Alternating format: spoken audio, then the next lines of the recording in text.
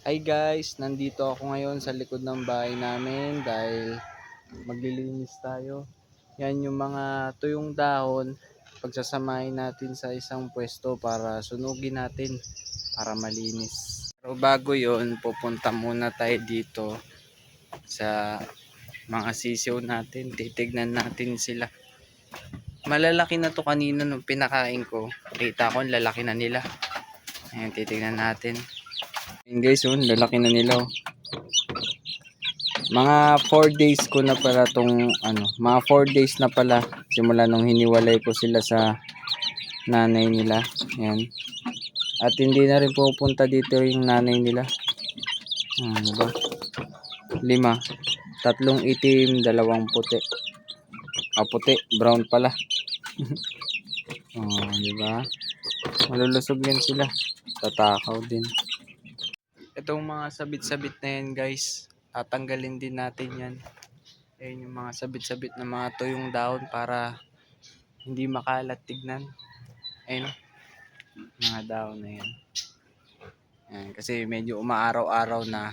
Muulan pa naman siya pero gabi, yun, hapon, ngayon, tanghali. Kaya ngayon natin siya gagawin. Kasi mahirap linisin yung mga dahon pag basa, pag maulan. Kaya ngayon tuyo siya, tsaka natin siya lilinisin.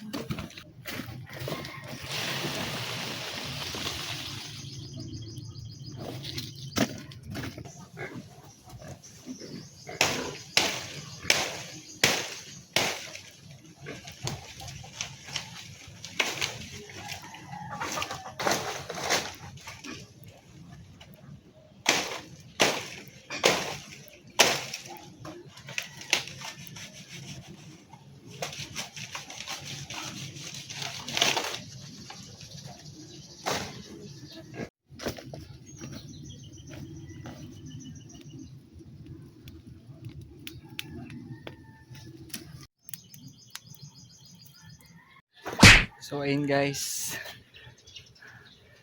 tanggalan natin yung mga kalat. Hindi na natin nawalis yung iba dahil nakadikit sa putik. Tapos uulan na naman.